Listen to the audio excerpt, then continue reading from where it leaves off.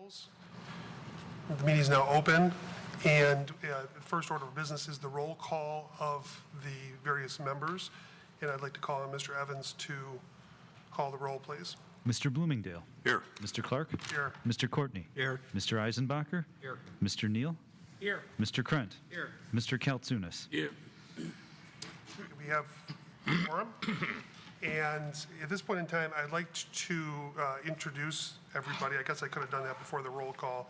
But to my left and to the audience's right is Mr. Kaltsunas, who is a alternate for this board, and he's sitting as a full member here tonight. Then Mr. Eisenbacher is here, who is a member, and there's also Mr. Krent to my left, and he is the liaison from the Planning Commission. For your purposes here tonight, he's a full voting member of this board.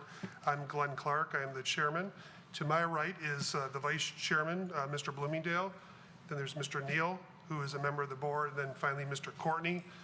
Off to the side here is Mr. Evans, who represents the city administration, and then Ms. Dufresne is representing the city legal staff here as our legal advisor.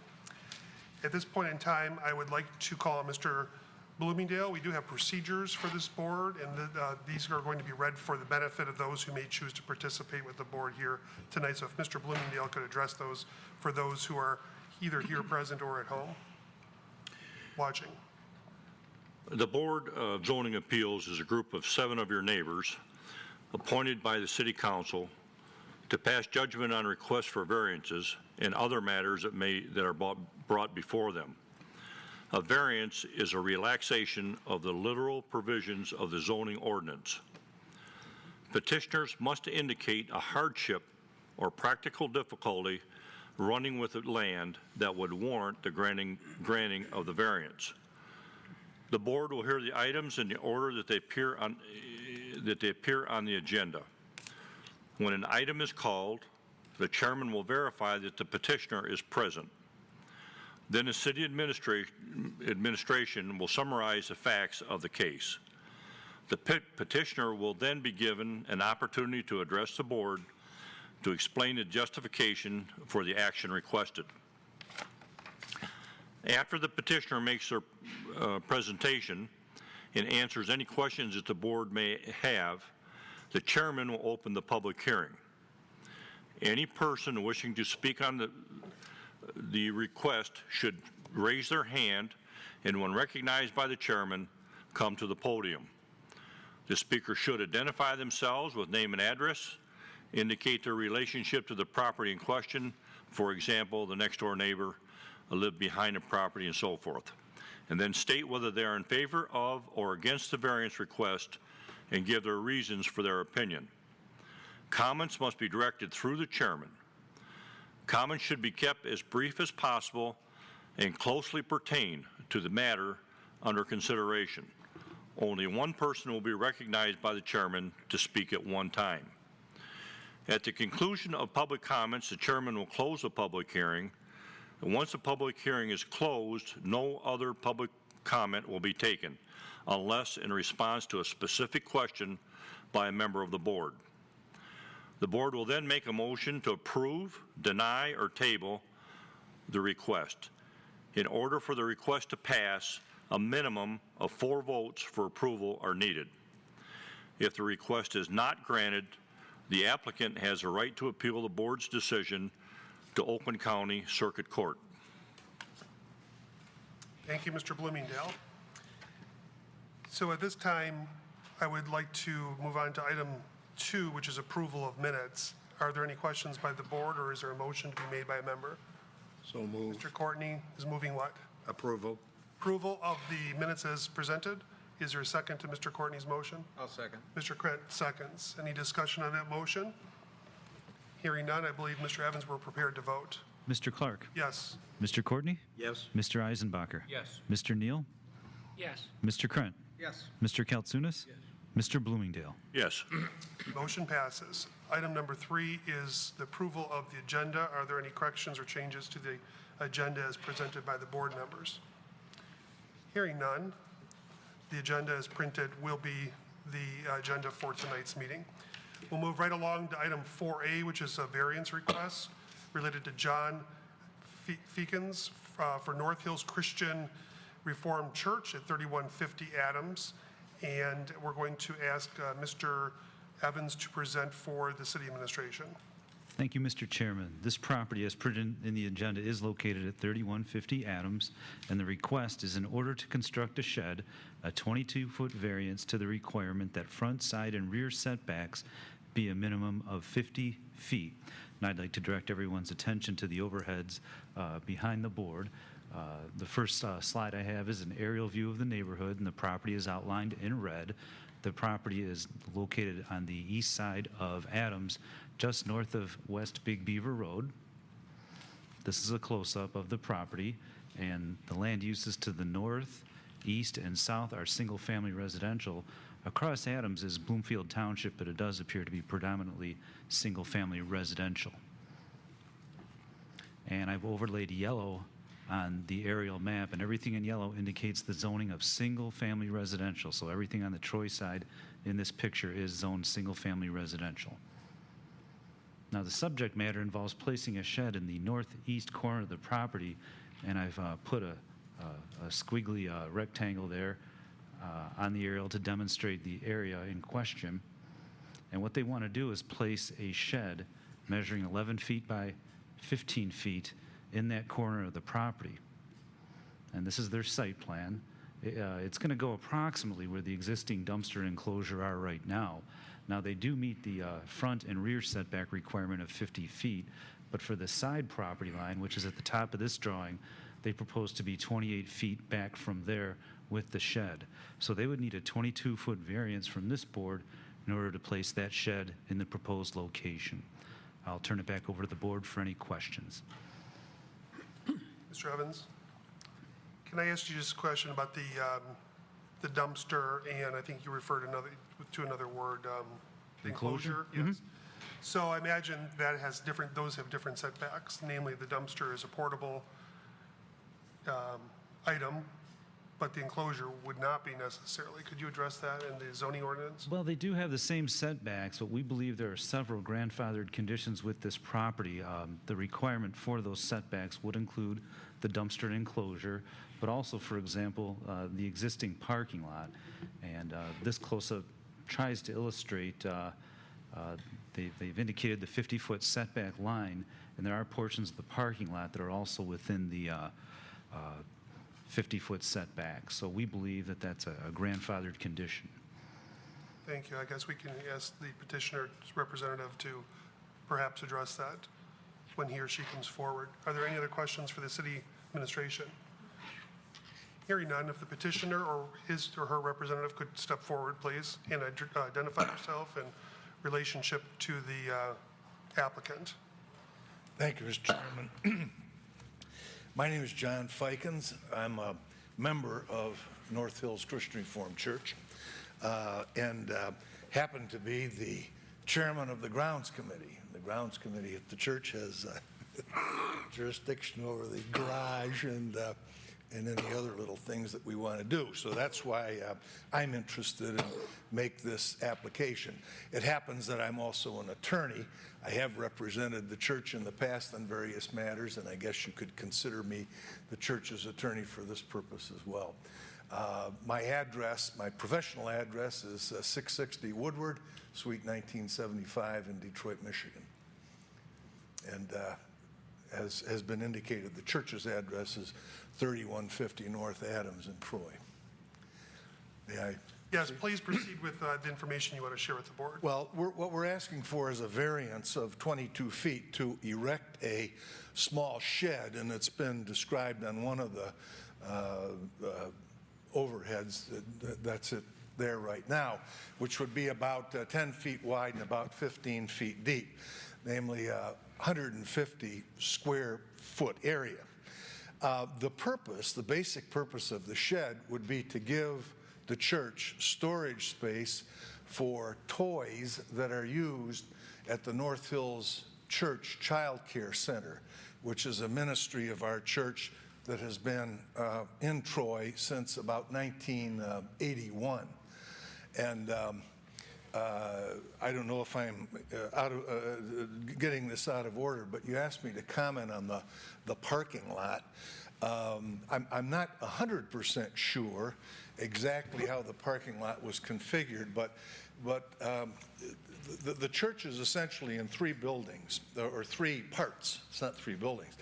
The southernmost part is our sanctuary and was the original building that was constructed in 1969 and 1970. It's hard to distinguish there in the picture, but it's the most southerly part of that inverted L.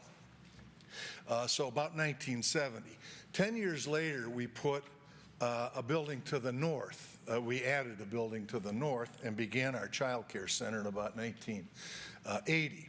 Recently, in 2006 and 7, we added the bottom of the L going to the east in that area for additional Sunday school rooms, classrooms, a council room, and also room that can be used during the week for our child care center. Back when the second building was built, we also, shortly after that, put up the garage that's currently in existence there. And I think that parking area was constructed at that time, because you can see, if you see the property, that the garage sits up against that parking lot. And so that bit of asphalt there in the northeast corner of the property, I think, dates back to about 1981. When we put the child care center in there, because of the increased activity, we had to add a lot of parking by virtue of the zoning rules, and because of the trash that was going to be generated by the child care center, we had to put that dumpster in. So I think that's where the existing structures came from. It's back from the early 80s when we first started our child care center. I don't know if that's an answer to your question about the configuration of the parking lot, but that would be my supposition as to why there was a infringement of the 50-foot requirement at that point in time.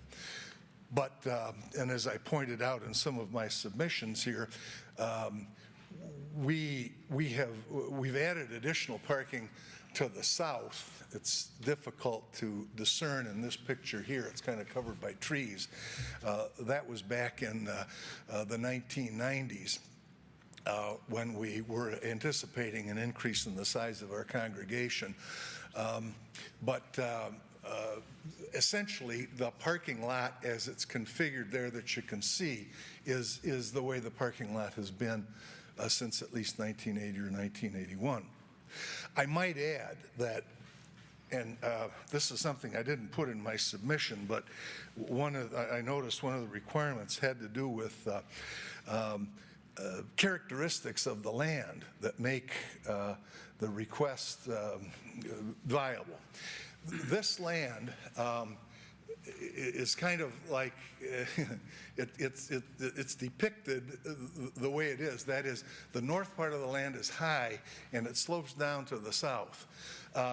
The south part is, I wouldn't call it a wetland, but it's wet for most of the year.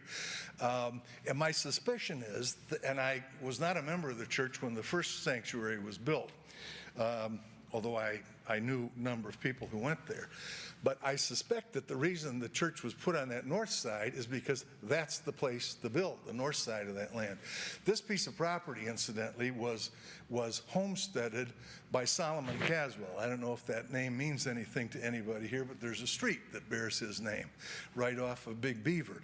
He homesteaded this piece of land in 1830, and he put his house right where our sanctuary is now. And when we built the sanctuary in 1970 approximately, we didn't know what to do with the house.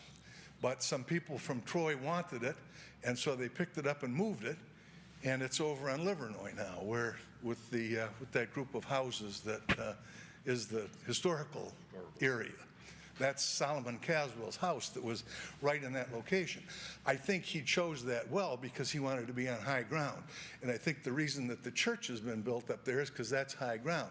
If you get south of that parking lot during the spring, summer, fall, winter, except for maybe the real dry part of the summer, it's pretty squishy in there.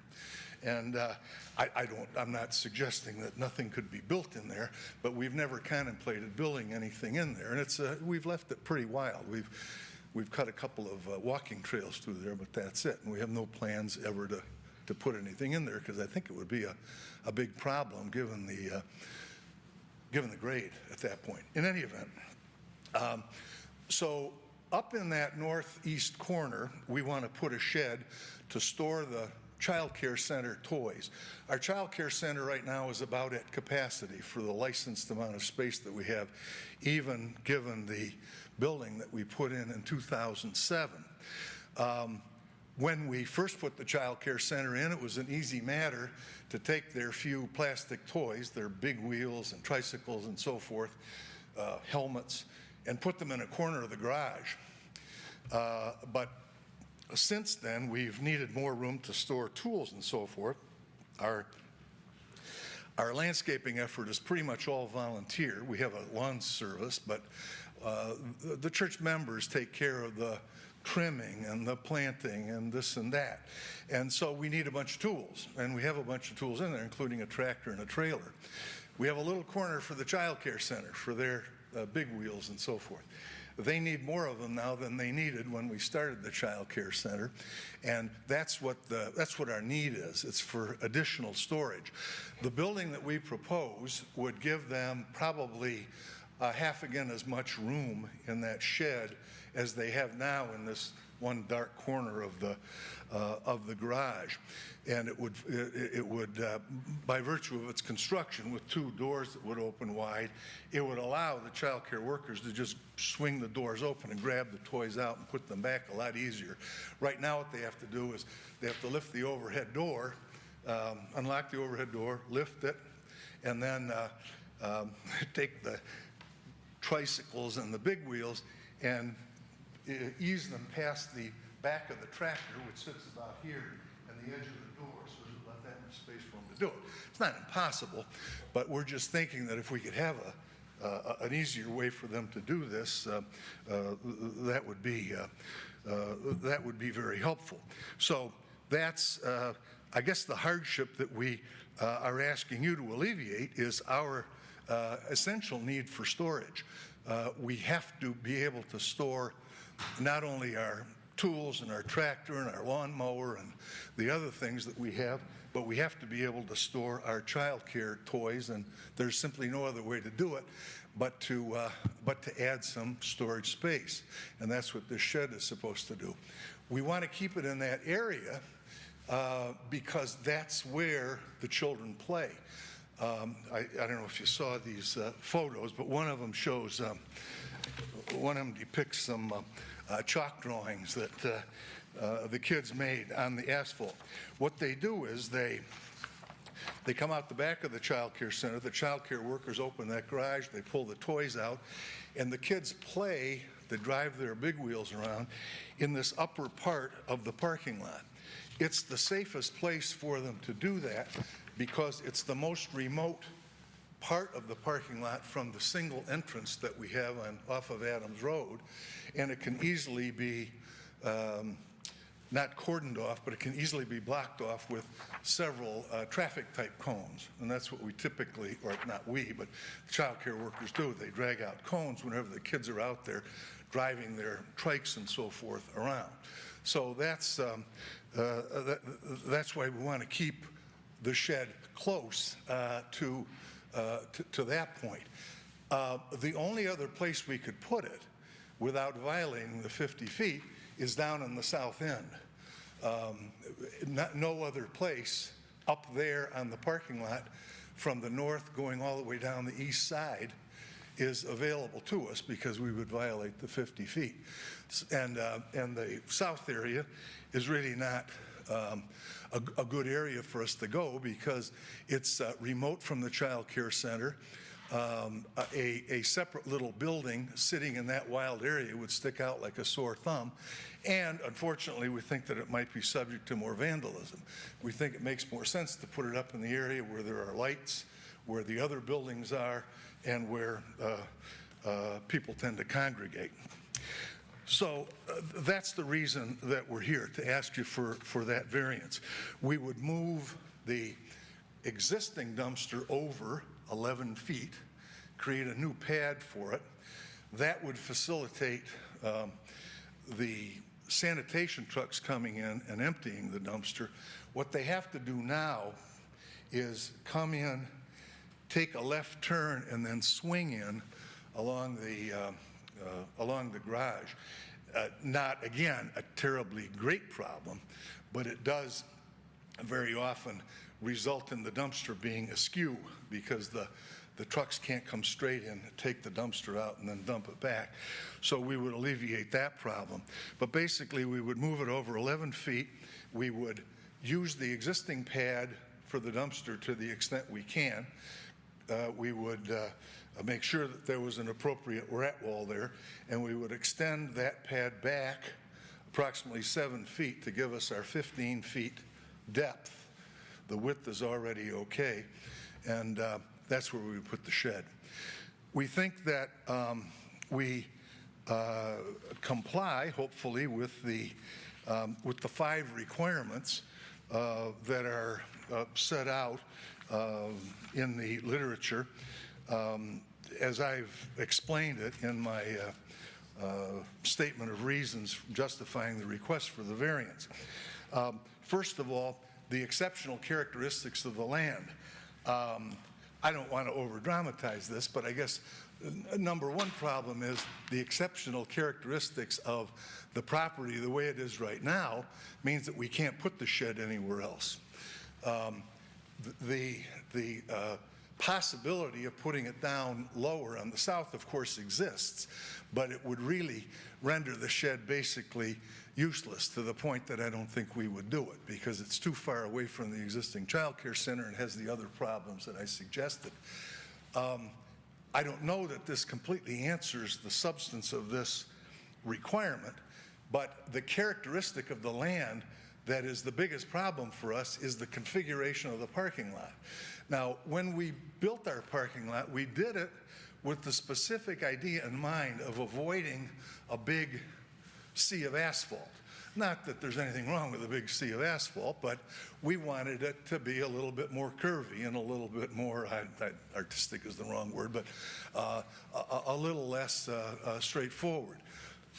But as you can see, once you do that, especially if you go along the east side there, the entire east side until you get down to the watery part of the property is really not usable for anything else. So we think the characteristics of the land do, in fact, justify our request. There's a requirement that it relate to the current premises and not some other premises. I'm not sure I understand exactly what that point is, but we're clearly talking about this premises. Also, there's a requirement that the change not be of a personal nature, and again, I'm not 100% sure exactly what that means, except that clearly it's not of a personal nature. There's nothing about what we're asking for that is particularly unusual. There are sheds all over the area. Our neighbor to the north has a shed on the property line. Our 2 neighbors to the south have sheds on the property line and on their property line. So I don't think there's anything about, again, I'm not sure if I understand exactly what personal means, but I don't think it's personal to us. The one I struggled with was the characteristics which make compliance with the dimensional requirements difficult. They must not have been created by us or by a previous owner. Well, they weren't created by a previous owner because the way we got the land was from Mr. Caswell's, I think, great-grandniece, Henrietta Caswell. She gave the property to her mailman who sold it to us on a land contract in the late 60s. We're the only ones that have owned the land since the 60s. Now, I guess in one sense we have created the conditions that we're talking about because we built the church where we built it, but we think that was the right place to build it. It was on high ground, and whenever we've added to it, we've gone to the north instead of the south because that's the right way to build. The other thing we did, of course, was we did configure the parking lot this way, but I really, but we really didn't have a whole lot of discretion in that regard. If we wanted to avoid a sea of asphalt on the south of the building, we had to make it a little bit serpentine the way that you see it is. So we don't think that we're violating requirement D or 4 or by having created our own dilemma. At least that's our position. And number 5 is that the proposed variance won't be damaging to the neighborhood. Well, I don't think it will be. As I say, there are other sheds in the area. This is a small shed, 10 by 15. It isn't going to change the area. It's in the remotest part of the property, so it isn't going to affect traffic or anything like that. It's not going to decrease the value of anybody's property in the neighborhood. A lot of the people in the neighborhood apparently like the idea of sheds because they put sheds up for the same purpose we do, I guess, and that is for extra storage. So for all those reasons, we ask that you grant us a variance of 22 feet in that immediate area so that we can move our dumpster and build the shed that has been described. Thank you. Should I remain here? Yes, we'll see if there are any questions. I'll have one question here real quick. I'm looking at your vendors itemized page, and there's so much here, so it's kind of hard. I see pine this and pine that. So the question is, the exterior cladding of the shed that you're referring to, proposed shed, would be of what material? The siding would be a T111, the way we've priced it out here. Okay. It would be wood. It would look almost like the back end of the dumpster does now, which is the same color as the stockade fence that the neighbor has along a portion of the north line. So yeah, it would be. Well, you saw the configuration. What we're going to try to do, if you grant this request, is make it look as nearly as possible like the garage. I mean, we're going to make it the same configuration, the same color, so it's going to look like a mini garage. Okay, thank you. Are there questions, Mr. Eisenbacher? Yes, in the letter from the neighbor to the north, they mentioned that you guys have plans to screen it with greenery. Yes. You didn't mention any of those plans. Oh, well, I'm sorry. Yeah, as you saw from the pictures, this area is a kind of a wooded area. It happens that particular piece of land, it's dry because it's so high, but it just grows silver maples like crazy. And so there are a whole ton of maple trees in there. Again, just like we did on the south, the only thing we've done in that area is we've cut a little nature path through there, and the child care center uses the little nature path for whatever lessons they want to teach the kids about that. But during the winter, of course, when the maple trees drop their leaves, you don't get the screening anymore. There's enough trees there to break up the effect. I mean, it's not going to look like an industrial building or anything like that. But I discussed this with Ms. Shoemaker. The fact is, her dad is a landscape architect who lives up north, and if it works out, we're going to ask him what he would like to see there. But I've talked to an arborist from Mike's Tree Surgeons about what could go back there. There are two kinds of plants, one coniferous, Canadian hemlock, that tolerates shade because it's a very shady area in the summer. And there's a deciduous genus of plants called viburnum that are also shade tolerant and that we would put in there.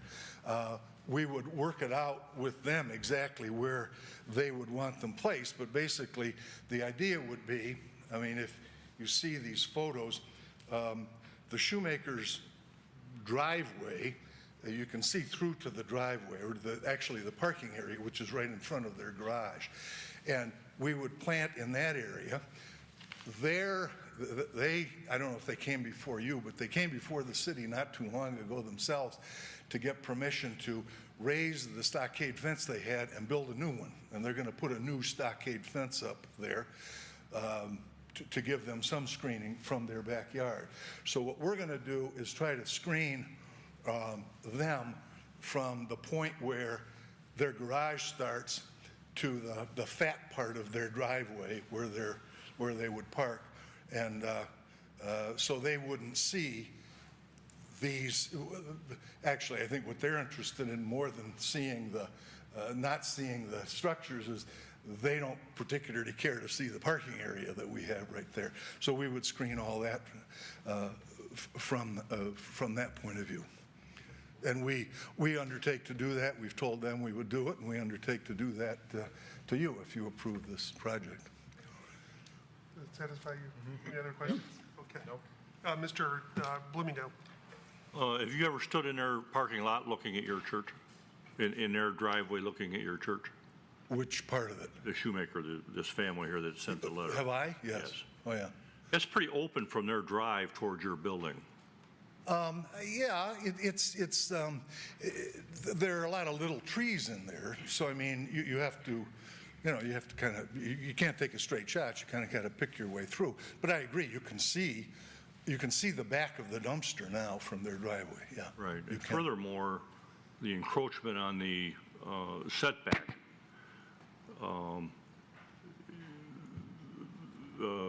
increases that visibility problem. It will increase it to some extent, although the immediate area behind the dumpster right now is really kind of devoid of much. We don't have to remove many trees to build that. So we're not, right now, there's nothing in that immediate area that's screening the back of the dumpster. Whatever screening there is right now, natural screening, is from all the other trees, both on their property, their side of the property line, and our side of the property line. But we would block that off because obviously if Canadian hemlocks, being evergreens, are going to stay that way summer and winter, and the viburnum, I guess, drop their leaves in the winter, but they are at least shade tolerant such that they will grow profusely in that area in the summer, notwithstanding that there's a lot of shade from the maple trees that are there. For your information, in talking to the people that live there, they're sort of for this. First of all, I think they're being very generous. Indeed they are. Secondly, one of the offsets for them is the fact that the toys and what have you, the paraphernalia for the child care center will then be undercover. In other words, they can see that when it's put away, they can't. Well, yeah, although a lot of it now is put away in the garage. But yes, this will facilitate putting away. And I'm quoting them now, More- I'm not Yep. just, yeah. Yes, indeed. So I would like to see a commitment on your part, and I think you've already stated it, that if this variance is approved, that they would be made happy in regard to visibility between their property and yours. I'd be delighted to make that undertaking, and I do. And as I say, I've talked to Mrs. Shoemaker about it, and she said that she would have her dad come down sometime and Very cool. give us some advice about exactly what to put in there. And I would just like to clear, Mr. Bloomingdale, so you just used the word visibility. I think the petitioner's representative mentioned that there were a couple of trees perhaps that are going to be removed. I think maybe the more operative concern is screening, a green belt or trees or what have you. So can I just inquire, it seems to me that, I'm sure not inch by inch, but the shed's going to be a little bit larger than the dumpster in the fencing that blocked it in the past. I mean, if any trees do have to be removed, can they just be simply replanted somewhere else, or additional trees purchased planted in their stead? Well, sure. To screen that for the Yes, no problem with that. Although I will say, these are silver maples, and for some reason in that particular plot, they grow like crazy. I don't know why, but that piece of land, which is very dry and doesn't support a lot of trees, supports silver maples. So there's never going to be a problem with silver maples. But yes, we would definitely replace any trees we remove if that's a condition to getting this granted. Absolutely. Because my opinion is, it's not so much if my neighbor wanted to move a shed closer to the property line, if I really can't see it or it's obscured by, some sort of green screening situation, trees or other plants, then it makes it much more palatable, I think. I think you're right, and Mr. and Mrs. Shoemaker have indeed said that. Sure, And absolutely. we've discussed it. Okay, any other questions for the petitioner's representative? Mr. Craig? The existing, you mentioned why the existing dumpster location is a little more difficult for the refuse truck to come in and lift that dumpster. But if the existing pad did stay there with a dumpster, that would mean you wouldn't have the encroachment of this new pad. And the additional pad for the shed, why couldn't that be brought, you would guess it would be to the, I'm trying to guess direction on this, to the actual, is that, South? no, it'd be to the, closer to Adams Road. West. Is that west? No, there would be nothing, there's no room there. There's the garage that's right there, and the playground. Garages, but I'm saying, I don't have a pointer to show what I would like to discuss, but. I have a pointer. Looking at our, Mr. Evans can point, you can direct it. Oh, good. Like, just from your seat, just left, right, up, down, right? Oh, you do, okay. do you have, could you put on this particular plan? Thank you. I guess I'll use this one since it's the largest and the petitioner can look at that one easily. Yeah, the garage is difficult to make out, but right adjacent to the garage, there's a small playground that's part of the larger playground, and the shed would run right parallel with that, but we couldn't move it over any further. I understand. Let me say, that existing playground is not into the garage area. It goes across this way, correct? Well, the one part, it's actually a kind of a triangle, and the hypotenuse runs along the northwest side of the garage, and then it comes over, and then it goes back to join the other fence. So the further back. playground is in this area where that tree is? Yes. Does the playground encroach in this area? What I'm saying is take this No. idea of the storage shed, just move it over to here. There isn't any room. What's there now? Well, the playground. See, if you ran a line basically along the southeast side of the garage, just straight up, that would be, and then ran it over. Southeast is, Yeah. is this south here? I'm sorry, not the southeast, the northeast. Okay, north. Yeah, right from that point, if you just go due north, that's where the. We're going north this way, correct? That's right, that's north. There's a playground. That's the fence of the playground. Okay. So the hardship would be having additional playground someplace over here? And Well, if we moved can't, it- yeah, we can't put any more playground back that way. Would it be, is because, Well, the playground now on the west side, the Adams Road side, goes as far west as it can, Okay. as I understand it. Yeah, if you, I don't know. and so the existing pad for the dumpster would just be a pad? Just be left empty, you're saying? No, we would use that as the foundation for the shed. Okay, so I see you, And we would additional 7-foot pad. Right. Oh, okay. All We right, would all right. run it back A 7 little more feet clearly now, okay. to thank you. accommodate the dimension of the shed. Got it, thank you. Mr. Calhoun? And the dumpster, where the dumpster's gonna move? Pardon? The dumpster, Yes. where it's gonna go? It's going to go just to the east of where it is now. Where is that? We would just lay some concrete there with a rat wall, just to the east of where it is now. Okay. And not a big deal, but you can see that a sanitation truck could come into that dumpster straight without having to swing to make a little bit of a left turn and then try to pull into the dumpster. Again, not a big problem, but it does effectively cut off any parking so that nobody can park along the front of the garage there, because on dumpster days, the truck would hit the cars. Now, No, not a big deal, but it would make it easier for the trash haul away, and maybe cleaner. It doesn't interfere with the playgrounds or anything now? No. The throw coming? No, I mean, we know that the dumpster truck comes on Tuesdays Yeah. at a particular time. The kids don't go out there on that parking lot when there is during the times that the dumpster truck comes. Good. Any other questions?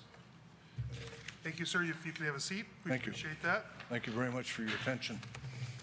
Absolutely. Now I'd like to open the public hearing for this particular item. If you are here to address the board related to this item, please step to the podium and identify yourself. Seeing that there isn't anyone here who would like to address the board on this matter, I'll close the public hearing. And I'm going to ask our Vice Chairman, Mr. Bloomingdale, to give us a summary of, although it's been addressed, the communications from the general public on this matter.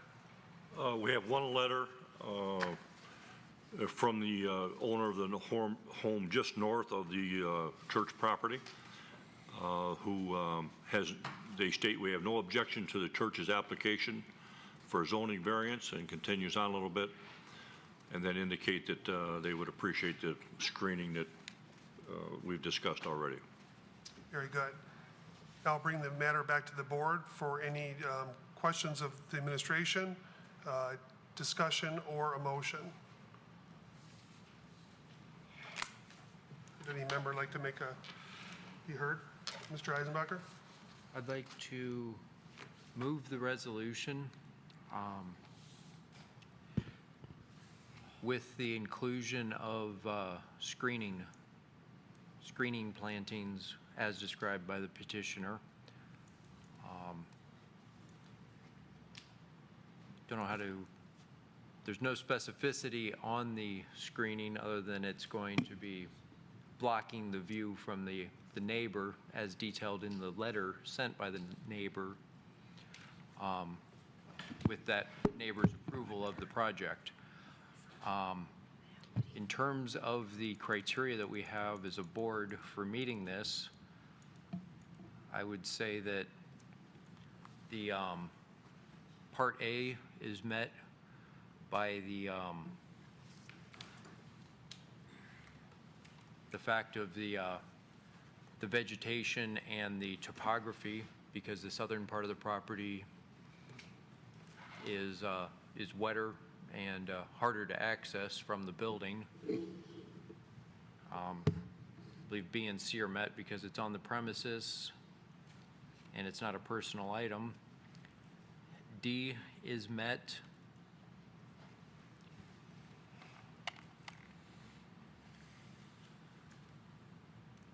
scroll this smaller. D is met because of the topography of the land. They need to be on the northern part of the property. And this setback is a new item compared to when the parking lot was put in place. In the past, they could have put the shed in that location without needing a variance. It's because of the new setback requirements relative to that parking lot that this is coming before the board. And the final item, E, the one homeowner that this affects did send us a letter stating that they don't have a problem with it. Everyone else is is across the street from it or a long distance away. Support. Thank you. And Mr. Courtney seconds. Any discussion on the motion by any member? I just have one question, Mr. Evans. So Mr. Eisenbacher's verbiage related to the screening, is that going to be sufficient for administrative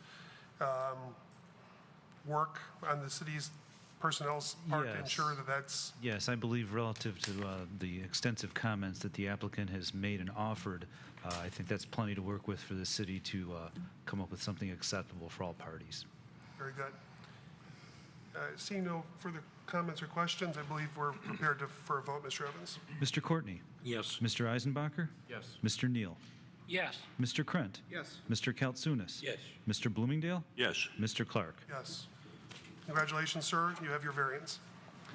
Now on to the next item. May I extend the thanks of North Hills Christian Reformed Church to the board. Thank you very much for attention and your, Have a great summer.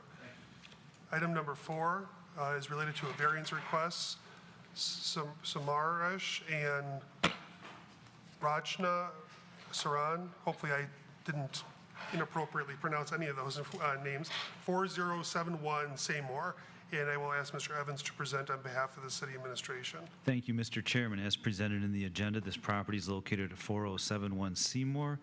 The request is in order to construct, in addition to the house, a 15-foot setback variance to the required 45-foot rear yard setback. I'd like to direct everyone's attention to the overheads behind and to the left and right of the board. What I've shown is an aerial of the neighborhood with the property outlined in red. This neighborhood is located north of West Waddles between Coolidge Highway and Northfield Parkway. This is a close-up of the neighborhood. 4071 Seymour is on the west side of Seymour, near the corner of Seymour and Drexel. This is the same image with the zoning overlaid.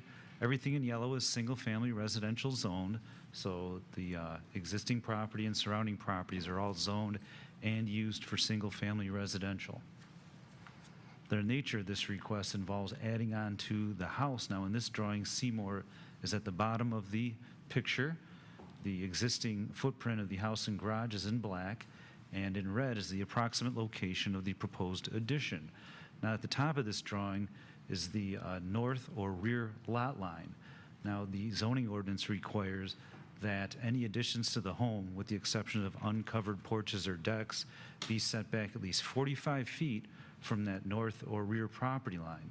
The proposed addition, if granted, would be set back 30 feet from that property line. So in order to build what they'd like to, they're going to need a 15-foot variance. The applicant has provided elevations showing that the style and materials will be synonymous with the existing home. And I'll turn it back over to the board for any questions. Thank you, Mr. Evans. Are there any questions or comments to Mr. Evans? Mr. Courtney? Yes, on the one showing the location, if that were completely moved to the other side of the house, it would be legal, but it would be intruding more on everybody else around than it would be in the location. Well, I certainly think there would be, it appears that there would be less of a setback from the rear property line, but I'm really not certain. That it would meet. Yeah, I don't know if it would meet the 45-foot setback, but it may encroach less, but I'm not certain. And it would be a bigger eyesore if it were an eyesore at all, or it might be there. I think I'll leave that up to the board or perhaps the neighbors. Okay, right. Thank you. Anyone else for Mr. Evans? Okay, we can move forward and ask the applicant to come forward or his or her representative. Can you identify yourself, sir? I'm Samresh Sharan. I'm the property owner along with my wife Rachna. Rachna is not in town today, so she couldn't appear. Welcome. Could you present your application to the board? Absolutely. What we are proposing is that we'd like to build an addition to our kitchen, and the kitchen is contiguous today with the existing garage area. And currently, our kitchen for a house of this nature, I mean, we got the house built in 1992. For that time, it was fairly contemporary. As our family has grown and as our requirements have grown, and thanks to organizations like Costco and Sam's Club, where they sell big bulk items, that particular kitchen which we have today has inadequate storage for it. So currently what we do is we use our basement for storage of bulk items, and that has become a little bit of a troublesome experience, especially because as we have grown a little bit older, our knees are kind of taking a toll, especially on my wife. So our proposition is that we add an addition, a new kitchen area. It'll be in the contours of the existing structure. One of the reasons why we may not be able to comply with Mr. Courtney's suggestion of moving that particular device to the other side is because it's not going to be contiguous with the current existing kitchen area, and also it may encroach upon and it may stick out like a sore thumb to our next door neighbor. In this particular, we ourselves are pretty particular about the aesthetics of the area which we live in, and one of the reasons why we would like the existing structure to harmonize as much as possible with the existing, the new proposed structure to harmonize as much with the existing structure as possible. This was after discussions with people who know these kinds of things a little better and who are professionally trained to do decorations and architecture. This was the best compromise possible that we could come up with. It extends the existing lines of the structure of the property and just completes the envelope and does not encroach upon or create any problems for any of our neighbors. We've had a conversation with our neighbors and we have walked them through the property and showed them exactly what we wish to do along with these elevation pictures, and they kind of feel that this is not going to be an eyesore at all to them. In fact, based upon some of the landscaping which we may want to add to this particular addition, it might even enhance the looks of the current thing, because currently, other than a couple of trees, they just look at a solid wall, which is the back side of the garage. So this will break that particular configuration up. The reason why we need to go through this variance is because for whichever good optimization reason, the builder decided to put a specific taper to the back end of our property. Hence, on the north side of the property, normally north side of the property, we have ample room, but when it comes down to the south side, the thing tapers out, and hence the thing. This particular item is solidly contained within the property, and none of our neighboring properties have caused anything for us to create a need for this application for variance. It's totally contained within ourselves. It's part of the house. It's going to harmonize with the house, so I don't think it's going to, it could be called anything of a personal nature. Really, overall, we feel fairly comfortable that it's just going to be an extension of the house, and it's not going to be an add-on shed kind of a thing. That kind of looks not very aesthetically appealing, so it's very important for us to make sure that the brick layout of the current house kind of goes around the proposed contours.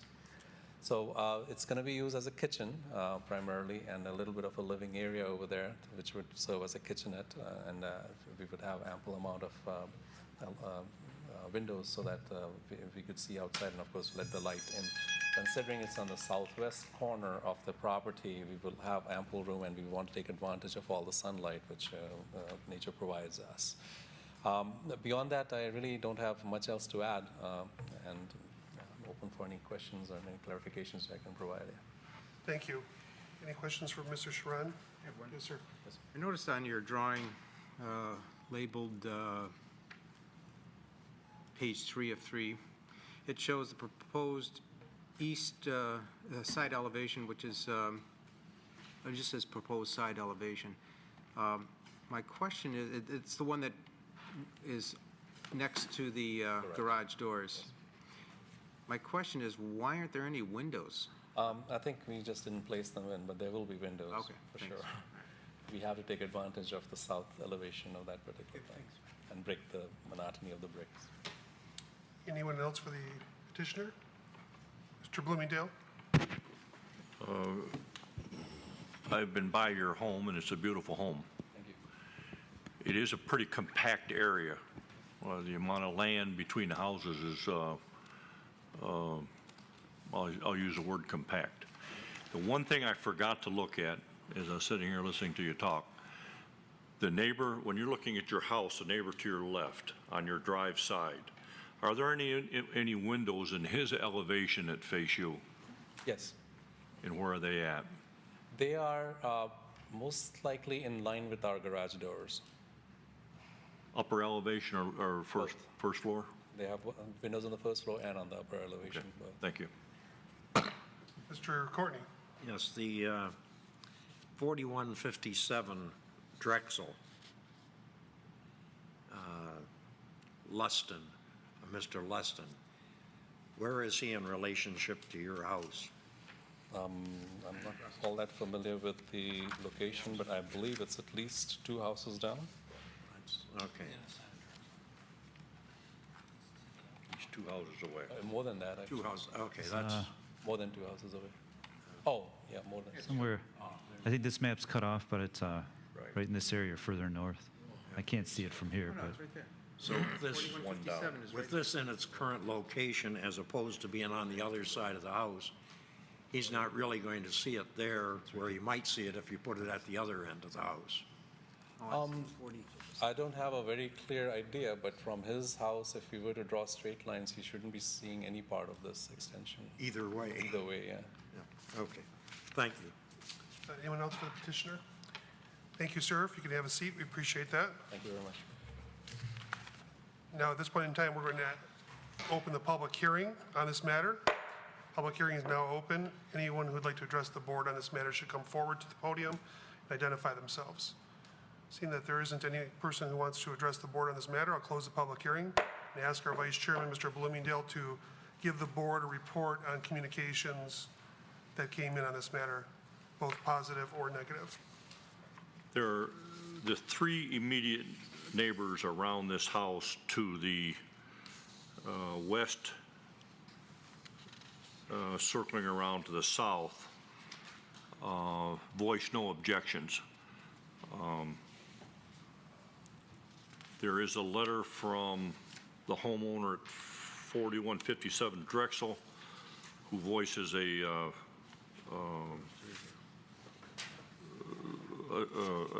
voices an objection to this being built. I'd like to point out in response to Mr. Courtney's question that 4157 is a deep or wall lot. These two the houses that are affirmative back up to this house, 4157 is across the street from those three houses. Okay, thank you.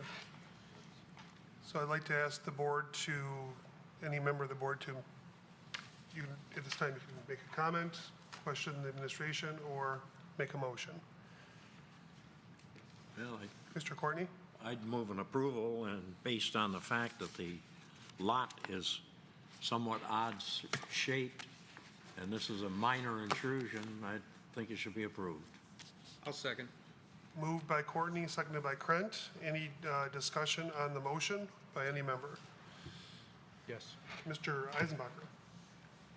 Yes, I'd like to agree with the motion also, but the petitioner that, or not the petitioner, the homeowner that was in opposition, if you notice, his property size is rectangular, and if he wanted to do the same addition, he wouldn't have this problem because he's got a square backyard. Where if this house had a square backyard with the same area, there'd be no need for the variance. Right. Thank you. I think that Mr. Courtney referred to the lot or the parcel as odd shape. I think the other word you use is irregular shape as well. And I mean, it certainly is an irregular shaped parcel from my estimation. Any other member? Seeing none, Mr. Evans, I believe we're prepared for a vote. Mr. Eisenbacher? Yes. Mr. Neal? Yes. Mr. Krent? Yes. Mr. Kaltsunis? Yes. Mr. Bloomingdale? Yes. Mr. Clark? Yes. Mr. Courtney? Yes. Motion passes. Your variance is approved. Congratulations. Have a very good summer to you. Now we'll move on to communications to the board. Are there any communications that Mr. Evans would like to report? Yes, in front of you, I've provided a copy of an email for the city employee and volunteers pool party at the Community Pool. The details are in that email, and children, grandchildren, nieces, nephews, friends are all invited. So if you could email me with a count of who would like to attend, ideally by August 1st as it was requested, and I'll make sure everyone who's interested is included. Thank you very much. So yes, that's August 14th from 7 to 9 at the Aquatic Center. Right. So those who are in for, what does it say, Under the Sea Family Bash. If you're up for a bash, contact Mr. Evans. Okay, thank you. Any other communications at this time, or miscellaneous business? I'm not aware of any, Mr. Evans. None. And on to public comments. I think the public has largely left the room. I would like to congratulate Mr. Neal. Mr. and Mrs. Neal were just married recently, several weeks ago, I believe. So congratulations to our former chairman of the board and current member of the board, Mr. Neal. Any other public comment? Seeing none, I believe we are prepared to be adjourned until our August regularly scheduled meeting. So have a very good night, everybody.